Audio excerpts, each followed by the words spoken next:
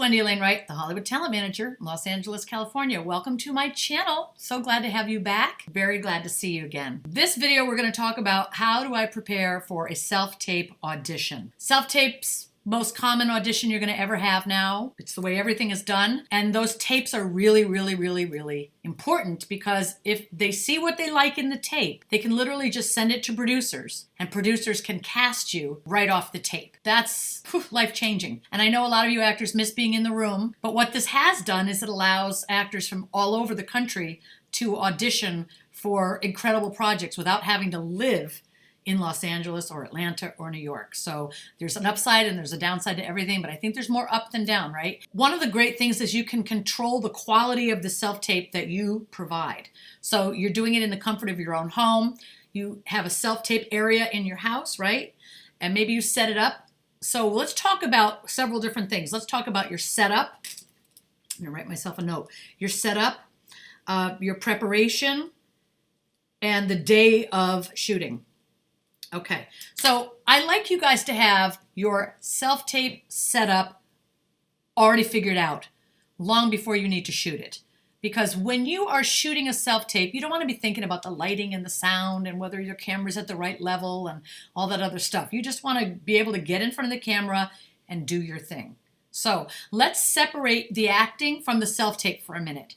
And let's figure out where in your house are you going to put your self-tape setup. Sometimes you have an extra room. Some of you do not have that kind of space, so you can get a backdrop from Amazon. I can put a link down below. Get the link down below, but you can get a pop-up, and don't use a green screen because green is monochromatic, and that's what they use for like shooting dinosaurs and creating fake illusional stuff, and it creates a weird vibe on the camera, so do not use a green screen. You can use blue backdrop or gray or different colors like light blue or peach or teal or brown, beige, different colors like that, but not green. Okay. And you can paint a wall. Maybe you're painting a wall. If you don't have a wall available, and what you can do is you can use the doorway of your house. If say you have a bathroom doorway, you can get one of those drop down pieces of paper that they use for photo sessions. It's like photographer's paper.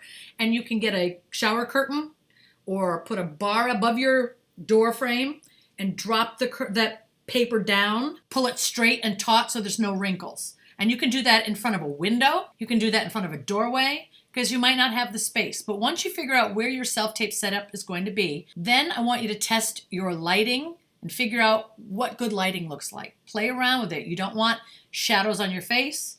You don't want shadows behind you. So rule of thumb, always step away from your wall or your door or your self-tape room 2 feet away from the backdrop.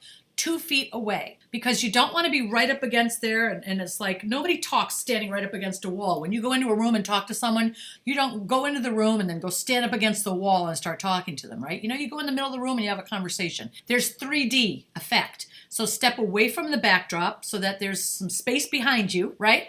And then make sure the camera is at eye level. A lot of times people put the camera too far down and we're looking up your nose, or they put it up too high. You know, make sure that it's right at eye level. And make sure your camera is on a tripod. You need it to be on a tripod, something that's going to be stable. Don't stack it on books or trying to hang it off of this or put it on a bookshelf. Like literally, get a tripod. They're only like 13 bucks on Amazon. Get a tripod. I'll put links below to all the equipment that I can suggest to you, and you can go get the equipment that you need, but get a tripod. And there's many different kinds of lighting. I'm using a ring light right here. I can use a ring light, right? I also have box lights. So you decide what you want to use. My ring light works fine for me. You can put 2 box lights, one here, so that your face is equal. And then you want to put one on the floor shooting up on the wall behind you. So there's a little glow on the wall behind you. So play around with that until you get something that looks really good. Also, when you do a self-tape, head to mid-chest. Head to mid-chest, not head to waist, unless it's comedy. Sometimes in a comedy, and you want to show some of your body language and your body movement, because comedy is really based on physical humor a lot of the time, you might have a wider from head to mid-waist or whatever shot. But for most TV and film auditions, it's head, top of head, just a little, cut it right off at the top of the head. You don't want a whole lot of space above your head. You do not want that. Right at the top of your head, right down to the mid-chest. That is the framing that you want. Step away from the wall, and now it's important for you to start making sure you have the right eye line. It really, really pays to take some self-tape audition classes, okay? It really, really does. There's a guy named Scott Takeda, and I will link that information below. Scott has booked, I think, 87 television shows and films, and he booked them off his tape 86 times. Not a joke. I had him come speak at Hollywood Winter Circle Academy this week, and he's been there before, because I want you to know that's how critical your self-tape is. That's how amazing that platform is, that you could literally shoot something that looks like a cinematic, well-lit, well-sound, great lighting. I'm going to go into a lot more about what's on your self-tape in a minute, but if you invest in training on how to get a brilliant self-tape, that you could literally get cast in a project just off your self-tape. That's how powerful they are. And if you go to his IMDb Pro, Scott Takeda, and look up, you'll see all the films and television he's booked from a self-tape from Colorado. The guy doesn't even live in Atlanta, New York, or LA. He booked it all from Colorado. Same thing you could do too if you know what you're doing. And hopefully I'm giving you the resources to help you do this, okay? Because I want you to succeed. Another thing you want to do is make sure your eye lines are great. When you take classes and people like him teach you what to do, your eye lines have to be clear. Your eye lines are never over here or over here. I saw a tape the other day where the guy was on the computer and he put it over here. Don't do this. Put your computer right here in front of you, to the left of your screen or the right of your screen, and put it right here so you can be like, what is this? Oh my God. And your eyes can be seen by the camera, but you're looking at a computer screen. Maybe you're a tech guy. Oh my, we have to override this. If you're talking to more than one person, don't put them all over the place. If you're talking to two people, pick an eye line. There's this one right here. Bob is here and Jane is here. Okay, Jane, meet Bob. Bob, meet Jane. This is your eye line right there when you're talking to people. You got to know your eye lines and you got to be clear. So what you can do, put a picture on the wall. Put a picture next to the phone.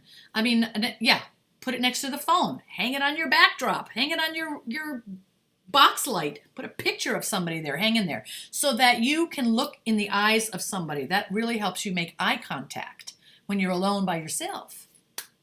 Okay, another thing I want you to do is, when you've got your whole setup all set up, take a break, step away. Don't just go right into the acting. Take your producer's hat off, okay? You had to, your set decoration and what is it called? Your gaffer, your lighting, your sound. You had to do all that technical stuff.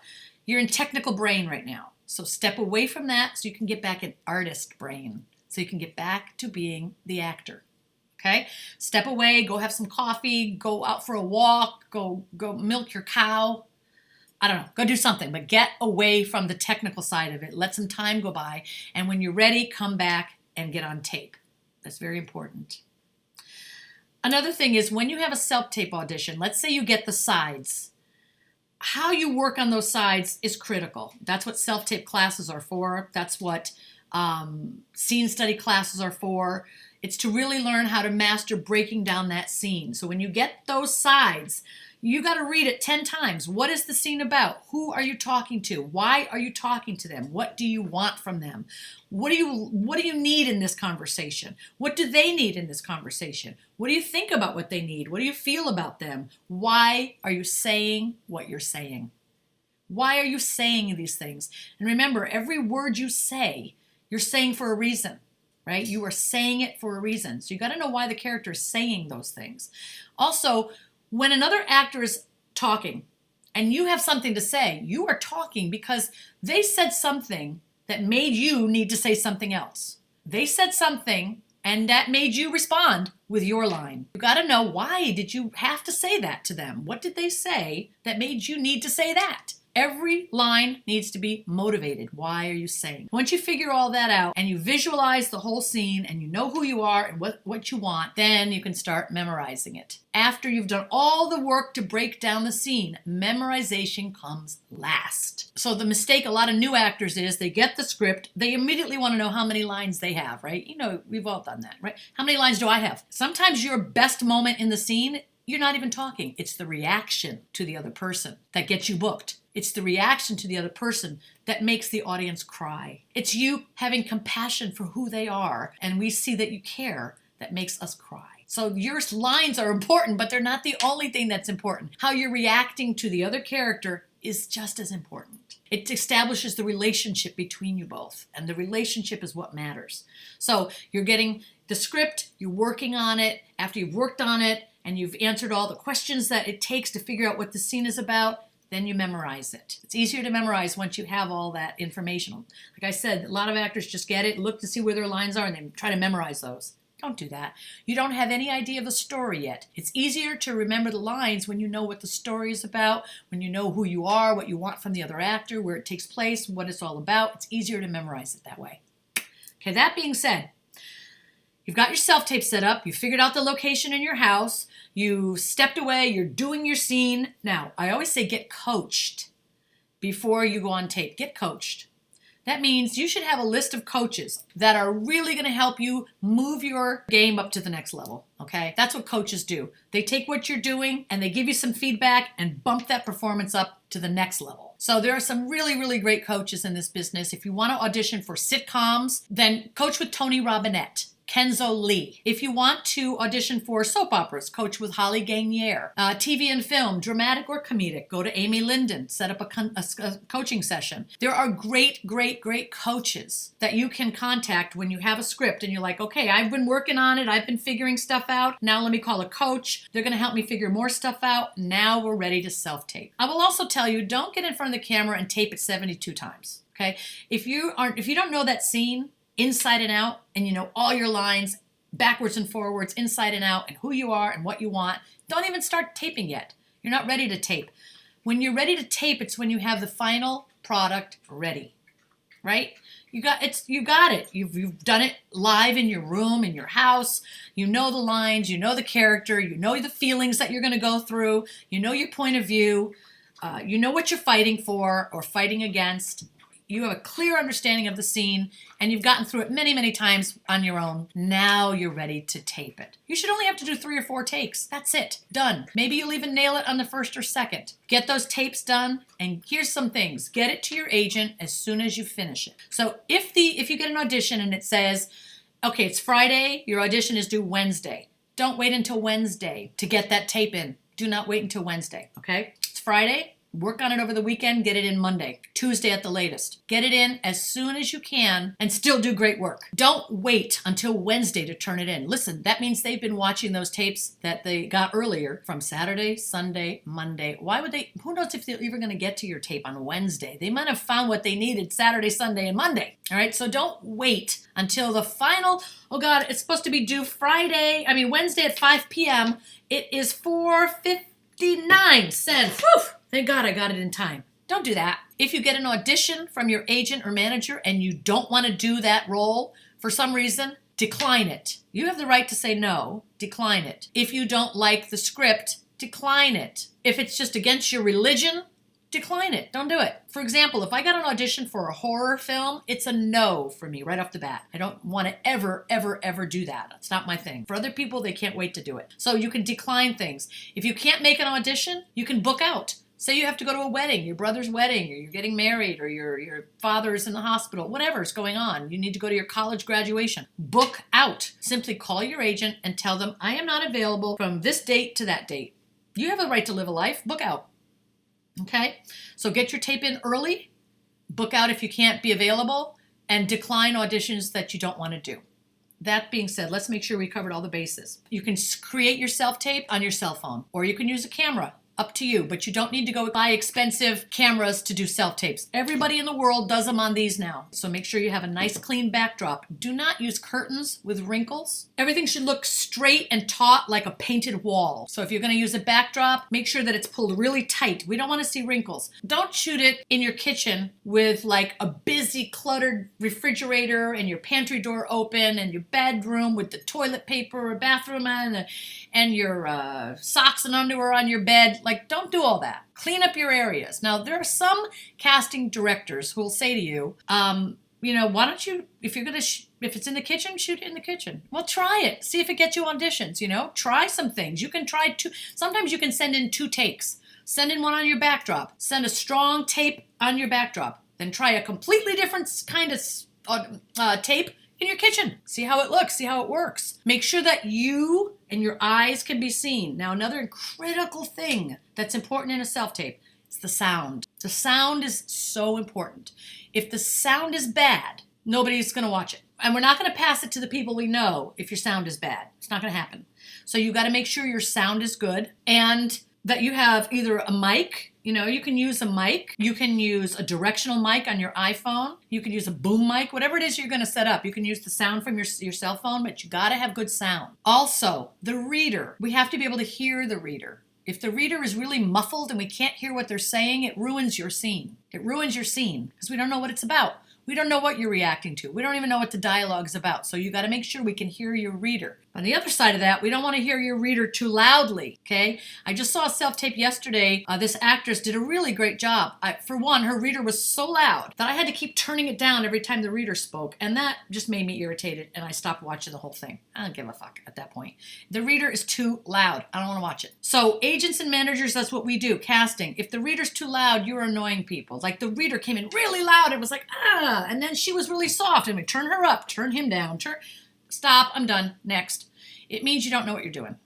And if you don't know what you're doing, why would we hire you? Here's another thing. If your lighting is too dark and we can't really see you, we're not going to send that tape to agents, to casting directors, producers, and networks. We're not going to give it to the people we know. The sound is bad or the lighting is bad, your tape is bad. Here's another thing. The reader opposite you needs to be a good actor. Okay, I'm not saying in a pinch, it's midnight and you got this last minute audition, you got to turn it in by tomorrow. The only reader you have is your sister. It happens, but it should be so rare. Okay, you should have a collection of readers that you've got from class, from We Audition, from Actor Trade. You know, Hollywood Winter Circle Academy has an entire chat, a private chat, all readers who can read for each other day and night. You can get into a readers group and make sure you have professional level actors or great actors, friends of yours who are really good, because if the reader is bad, it can sabotage your whole audition. If a reader is bad, it immediately takes us, it's just like, who's the reader? It sounds terrible. So control these controllables as much as you can. Control these controllables as much as you can. You can control the lighting. You can control the sound. You can control your self-tape setup, your backdrop, your eye lines. You can control the readers. You can control when you get your audition in. You can control this other thing, how you're dressed in the audition. Dress to suggest the character. So if it's a nurse, you don't need scrubs, but you could wear a light blue V-neck t-shirt. That kind of looks like a scrub, right? If you're going to play a cop, you don't have to wear a cop uniform, but you can wear something similar, like a jacket that's got little pockets on it that kind of looks like a security guard. Or you could put, if you're a detective, a jacket over a button-down shirt. Dress to suggest it. If you're going to play an athlete, wear something athletic. So think about these things. These are all controllables. What you can't control is whether they look at your tape and decide to give you a callback, or whether they send that tape to producers, and whether producers give you a callback or hire you from the tape. Can't control that, but you can control everything that goes into the manufacturing of this brilliant piece of art that you get to do. And the last thing I'll say about that is have confidence in who you are and what you put on that tape, because you are talented and gifted and creative. And there's nobody else like you in the world. And you can't worry about whether or not you are what they want. I want you to be really clear of that. All you can do is put your best work forward. And if it's what they want, they'll let you know. And if it's not what they want this time, if you did a great self-tape, it's going to be something they're going to call you in again and again and again and again, because you did a great job and you're a great actor. You've been well trained. Your self-tape was awesome. It just wasn't right for this right now. That's normal, because out of 2,000 or 3,000 submissions they get, only one person gets the role. And many of them are really, really, really good, right? Including you, right? But you can't, everybody doesn't get it. So you're right for the next thing, or the next thing down the road, or in 2 years or 4 years or some other show. You're right for something, but maybe not right for this. That's okay. So don't beat yourself up if you don't get a call back right off the bat for that project. If that office calls you back again, that's the testimony to how well your self-tape was. Like say you get an audition, you get the sides, you work on it, you turn it in, you send it in, you hear nothing, crickets. Nothing. Right? And you're like, oh man, I must have fucked up. It wasn't good. They don't like me. I'm not good enough. Blah, blah, blah, blah. Stop it. Stop that. Sir. Don't do that to yourself. You know what I mean? Don't do that. Instead, be proud. You turned in a great audition. You were one of only 100 people asked to audition, and they had 3,000 submissions. Out of those 3,000 1,000 submissions, they only picked 100 people to audition, and you're one of them. So go out and celebrate. Throw yourself a big fucking party, because that's a massive accomplishment. And if you turn in a great tape, you are now in their radar for all the other projects they ever cast the duration of their career. Not just this year. Some offices cast 5 television shows a year. You're being considered for all of those shows now, and all the shows they do next year, and the year after, and the year after, and for 10 years down the road. So that's what this is. An audition as self-tape is to make an introduction into that casting office so that you can then be called in by them again and again and again. And if the same office calls you in again, it's because what you did on that tape was great. They're just not going to call you and tell you that after your audition. But if you get an audition from them again, that's your message that they liked it last time. That's what it is, right? So this is how the business works. Be strong. You're going to do great. I know that this is like literally something you can do. There are thousands of people that get started in this business all the time. They start from scratch. They learn how to act. They put together great self-tapes, and then they're on television. We do it at HWC all the time. I have so many actors working on FBI, Chicago Fire, Chicago Med, Chicago PD, Grey's Anatomy, General Hospital, Law and Order. I mean, they're on shows all the time. And a lot of them start with no credits when I start working with me. That's going to be you. You're next. So I hope this is helpful. If you have any questions about what I just told you in this video and everything, just put it below. I'm happy to answer your questions. If you haven't subscribed yet, go ahead and subscribe and like this video. And tell me who you are, and I want to know more about you. I really want to know more about you. Where do you live? Where are you training? What do you want to be when you grow up? Like, what are you dreaming of? I want to help. And I look forward to seeing you in the next video. Take care.